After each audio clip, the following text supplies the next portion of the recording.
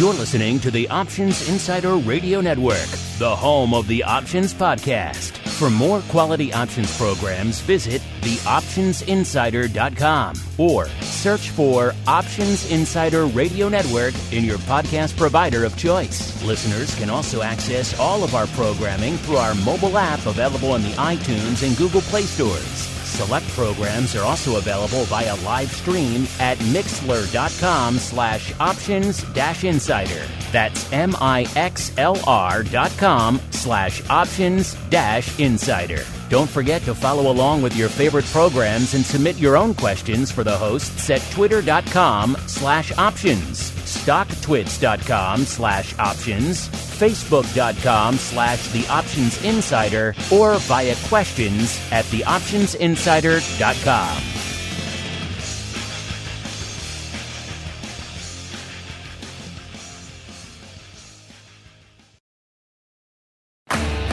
You wanted it, you got it. A radio program that helps teach you options trading inside and out, basic to complex. This is Options Boot Camp. Whether you want to learn how to protect your portfolio, generate income, or even become a master of volatility, the Options Bootcamp drill instructors will break it all down for you. Options Bootcamp is brought to you by Tradier, a REST-based open and secure API for investors, advisors, and traders. Open a Tradier brokerage account and trade the way you want with competitive pricing and a unique API. Learn more at Tradier.com. And now, let's get you into peak options trading shape. It's time for Options Boot Camp. Welcome back to Options Boot Camp, the program where we break down the sometimes scary, sometimes just obtuse, but always intriguing world of options and explain how you could use these crazy things in your own portfolios. My name is Mark Longo from theoptionsinsider.com, as well as, of course, from the ever-exciting The Options Insider Radio Network. If you're saying to yourself, wow, more Options Boot Camp coming my way so soon? Yes, that's the plan. Trying to hit you up, fill up your podcast device of choice with a lot more Options Boot Camp coming your way in the near future, and hopefully a more frequent basis, which is what you guys have been asking us for now for years. And joining me to help us do just that, our old friend, the black-hatted, perhaps black-hearted one, we shall see, Mr. Dan Passarelli, the author of a legion of options trading tomes and the founder of Market Taker Mentoring. Mr. Passarelli, welcome back to the show. Do you have your hat and whistle, sir? I do, and I'm glad to be back, Mark. I'm glad you're here, sir, because you have to help me answer some questions. It is time for the mail call. Mail call. Time to look at questions submitted by our listeners.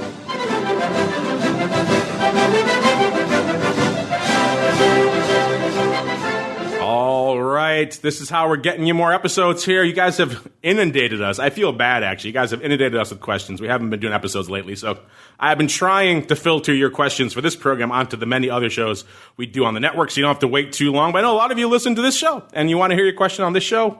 Some of you only listen to this show. So we got to get you guys worked in here on this program as well. So, Dan, do you have your question answering pants on? Because we got a lot of questions. You ready to go?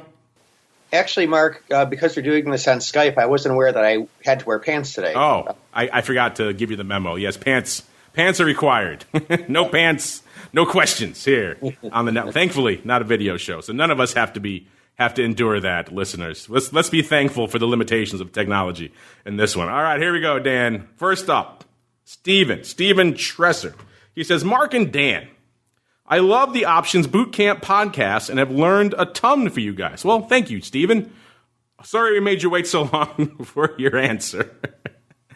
He goes on to write, I have two questions about protecting profits with puts. Number one, I've heard you guys mention around 2% as the appropriate amount of premium to pay to protect profits in a stock.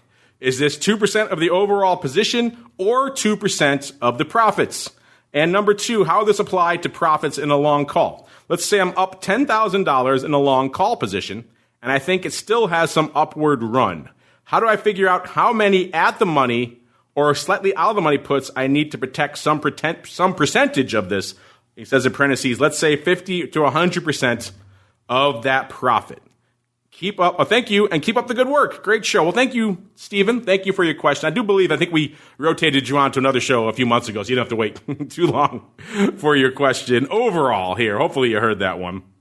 But Dan, this is a good question. This is kind of one of the perpetual themes of, how much does it cost to pay for puts? How much should I reasonably allocate of my portfolio to pay for this protection? So his first question is kind of the bellwether I've tossed out there before. I think you kind of backed this one up as well, which is kind of around 2%.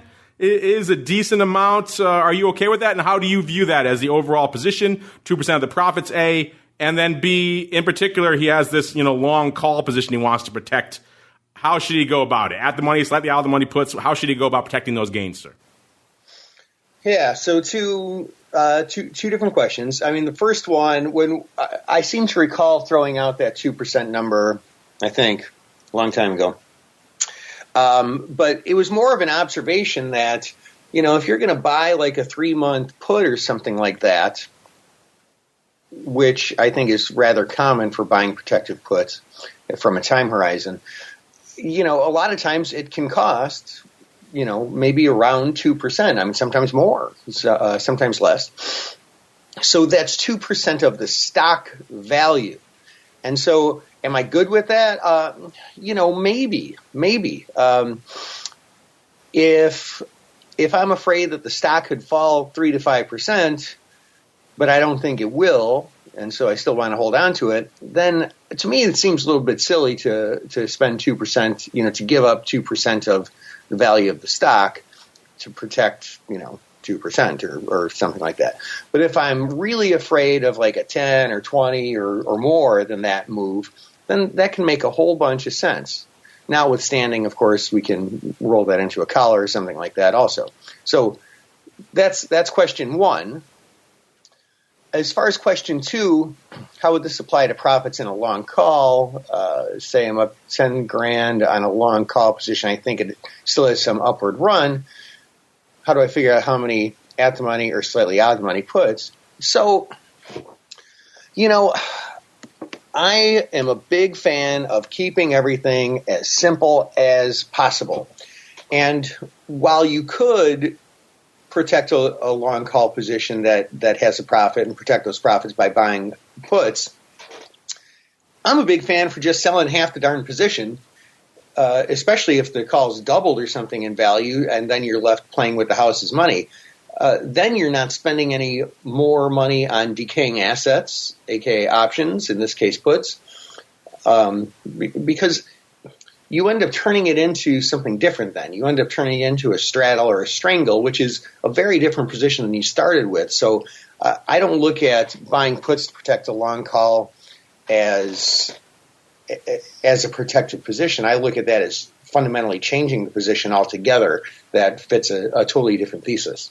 Well said, sir. Yeah, and then that 2% position we've mentioned before, we've kind of thrown it out there because we get asked that question a lot, Stephen, about, how much should I expect to reasonably pay? I wish it was 2% of your profits. That would be a nice cheap put. Unfortunately, it's not. It's going to be 2% of that overall position. This is kind of a ballpark. Let's say you're looking out. I think usually when we throw that number out there, it's usually somewhere around a 3-month decent out of the money put, 5 to 10% out of the money. It's going to depend on the skew and the underlying, but general S&P, that's somewhere on the ballpark you're going to look at. And you might say to yourself, hey, that's crazy expensive. And you're right. That is crazy expensive, which is why we and so many people in the options industry spend so much time looking for ways to pay for puts. That's why the collar is so popular. That's why on our last episode, we did so many income components, because that's what people do. They usually, that's why we also say we structure that collar a little bit more efficiently, push that put out a little bit, maybe to 6 months. You're going to pay a little more. Sounds counterintuitive. I get it. But then it gives you time to set up that collar on the front month with the collar leg, short call. And you're also not going to pay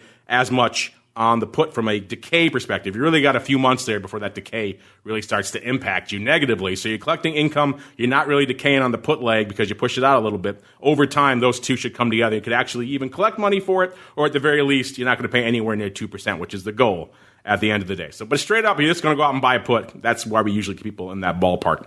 And yeah, I think Dan's right. I think selling that half of that position is a great way to go. Another alternative would be maybe just leg into a vertical. If it's run up a bunch, let's say you have that 50 call in XYZ everyone loves, and the stock's now at 60. Maybe you could sell a 55 against this. Now you got a vertical instead. You're taking in some money, maybe even more money than you spent on the initial call. So you're kind of okay there.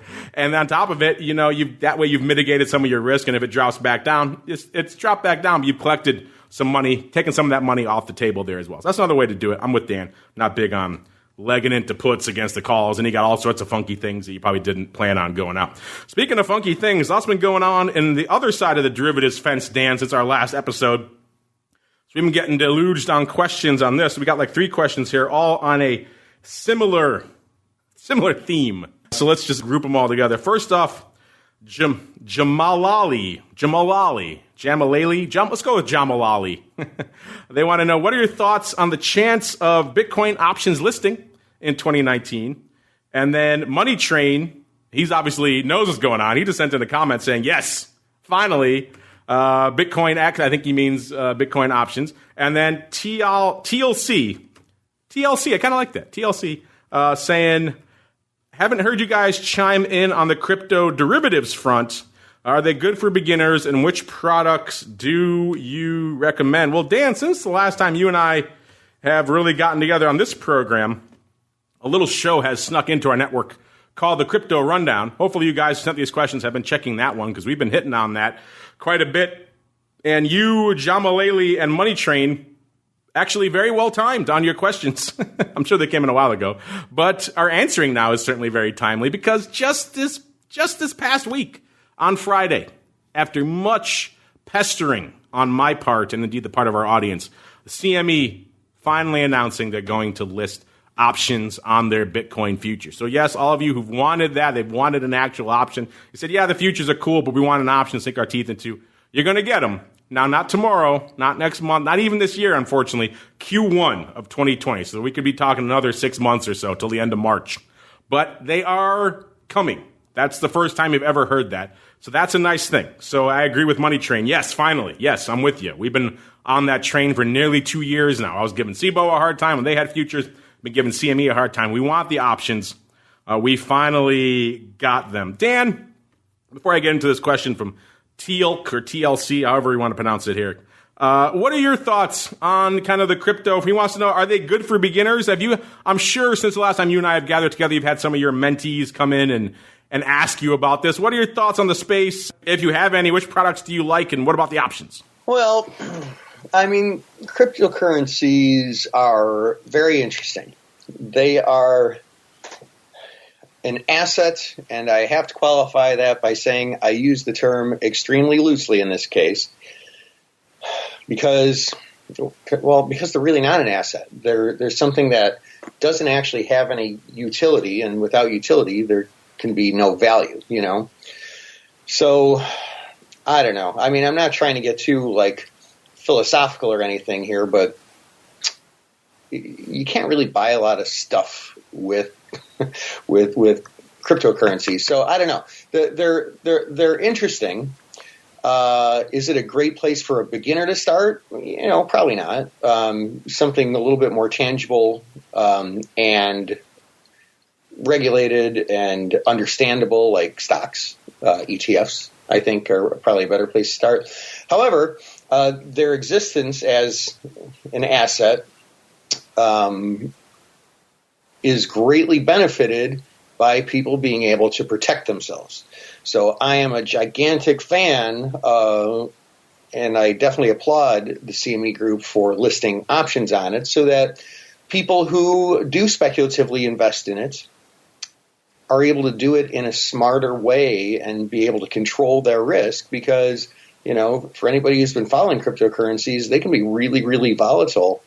So it's great to have the ability to protect yourself. Yeah, there's a lot to unpack here. Again, I encourage you to check out our Crypto Rundown show. We've been doing that every week since the beginning of the year.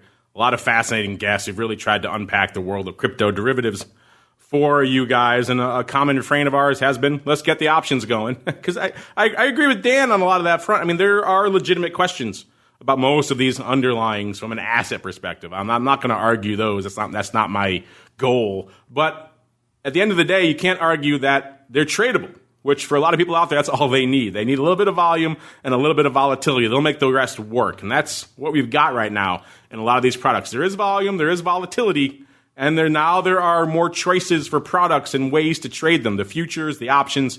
You're not just stuck having to use a VPN going through to Deribit, some international venue that's not regulated here in the U.S. And if they discover you're a U.S. resident using a VPN, they'll shut down your account. It's a disaster for a lot of people, particularly here in the U.S. Overseas, they're a little bit more forward-thinking on the regulatory front. Here, still a little bit slower. And so we haven't been able to have a lot of products to choose from. That's why having a listed venue like the CME offer products that have regulatory oversight, that have clearing.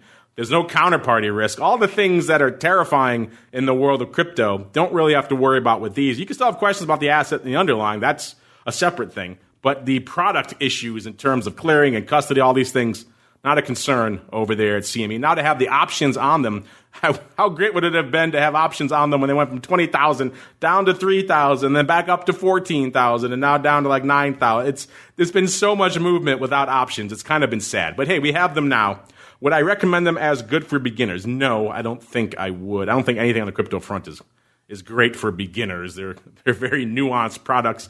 Being able to execute is a much more of a chore than it is. You can't just, they're starting, some of the big platforms like TD and others starting to pick up and let you trade them, and Robinhood and others, but it still is a lion's share of work. You have to go set up a new account at a new firm like a Kraken or a Coinbase to execute a lot of these products, and the execution experience, quote unquote, is very different. You can't just hit a bid for any size. You have to, it's a lot, there's custody issues. You have to wait for your wallets to transfer. There's that kind of period of dread where you don't know if the trade went through. Are you going to get the funds? Are you going to get the assets? Vice versa. So I would not recommend them for beginners.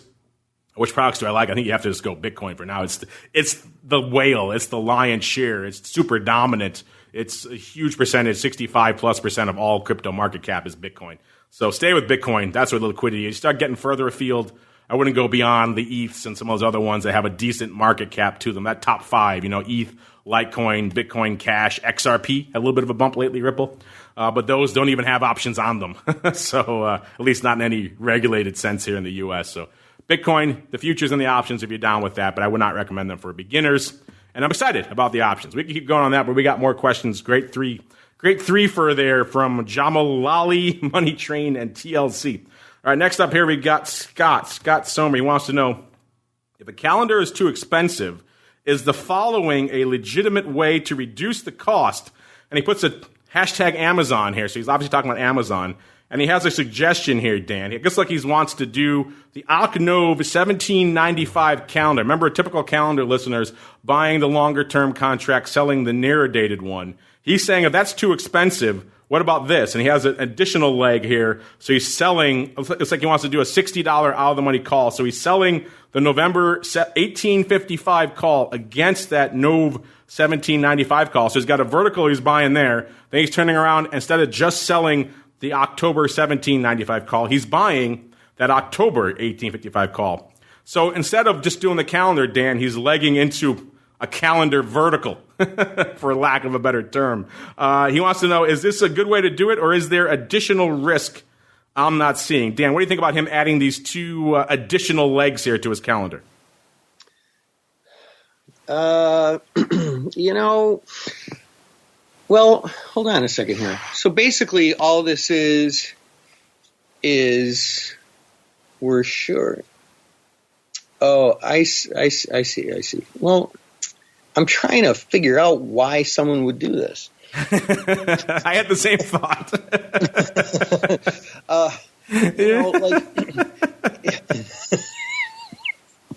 I mean, if the objective is just to find a way to make it cheaper, like is that because you've only got like a $3,000 account and you're trying to figure out how to make that one lot happen? Then you probably shouldn't be messing around with something like this, or put more money in your account, And to me, that would be the only rationale for trying to make something cheaper while adding layers and layers of complexity and really fundamentally changing the trade. So, yeah, I don't know. I mean, I'm kind of hard up to figure out why someone would do this. I don't know. Yeah, I'm with you. I'm not a fan. You're selling that one upper leg, so that's reducing your cost, but you're buying another leg a little bit closer to home, so you're not saving that much money. So if premium, sounds like premium is your primary focus, you're not really accomplishing a ton with this. And there's a lot of other legs, there's commissions. I'm not. Maybe not even is there additional risk. I just don't see like Dan. I don't see the point. It seems like you're creating extra legs for the sake of creating extra legs. So yeah, Scott, Dan and I not a fan of this one here. All right, Steep 3. Let's go with Steep 3. Steep 3 wants to know: is it safe to say that most professional options traders are short premium and long theta? So short premium option listeners means you're selling options. Long theta means they're collecting time decay. Which can be your friend most? I think I guess that could be a fair characterization. A lot of professional options traders like to lean dark side. That's just the way a lot of them trade. Not all by any means, and I think we'll get to that in a future episode as well. But is it safe to say most? I don't know. A large percentage. I don't know if that equates to most. I'm kind of hemming and hawing a little bit here, Dan, because he's kind of on the line and kind of a little bit not. What do you think about this? Is it fair to say most quote-unquote pros lean dark side? What do you think? I don't know about that. I mean, if we answer that question more broadly and say most traders and lump in every single market participant, then that answer is definitely not correct.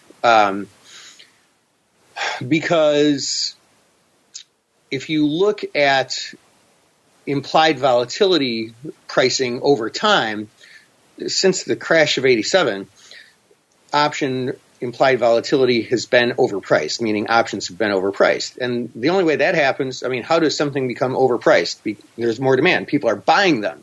So not selling them, buying them. So the market overall creates buying pressure for options. They're more long, if you will. So then we get to the question, is that what professional traders are doing, the smart money? And back about a year and a half ago when that one inverse volatility ETF went bust?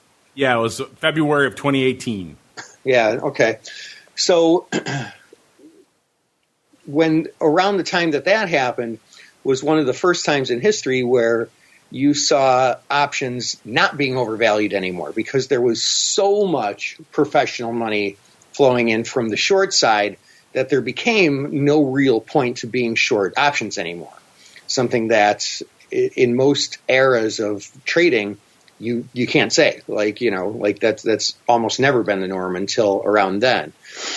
So I don't know. I guess I'm just offering a whole bunch of color here to tell the story as well as I can. But I guess I didn't really answer the question, but hopefully provided a whole bunch more details to give you a little bit something to think about.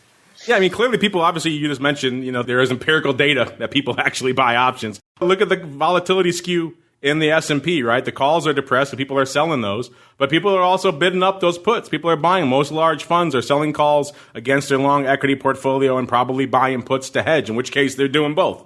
So how do you equate them? Are they net short premium? Are they net long? Are they equal?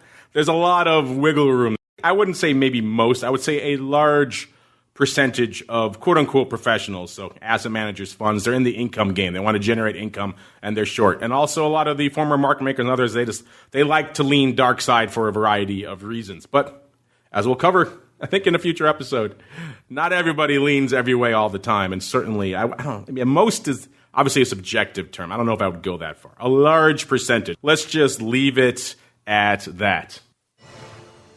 Dan, that music means we kind of have to leave it there. Let's wrap it up with a real quick, easy one.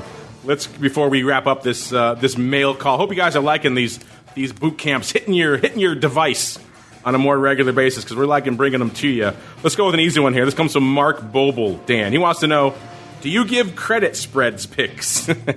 Well, I do not. Dan, do you give credit spreads picks? Yeah, we do that in our group coaching class. We do our daily group coaching class is where we give trade ideas every day, and We give trade ideas on credit spreads, debit spreads, time spreads, the whole shebang. Basically, John scours the market, finds the top trades of the day, and shares them with our students and shows them what they're all about and gives them a management plan. Well, there you go, Mark, and anyone else out there who wants those picks, maybe some trading advice, maybe some help managing your options trades. Dan, if they want to learn about that stuff, where should they go? What should they do? You know what? You can get a trial. I believe the address is markettaker.com/99, and we actually give you a 1-month trial for $99.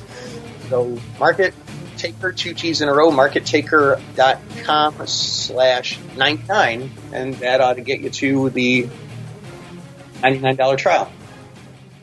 Markettaker.com/99. Don't forget the second T there. Second T for trading. On behalf of Dan and indeed myself, I want to thank all of you out there for downloading, streaming, subscribing, for sending so many questions. We're going to try to do your mail call a little more frequently so you don't have to wait as long. Don't worry, we'll get to you. Keep them coming. We'll see you back here next time for more Options Bootcamp.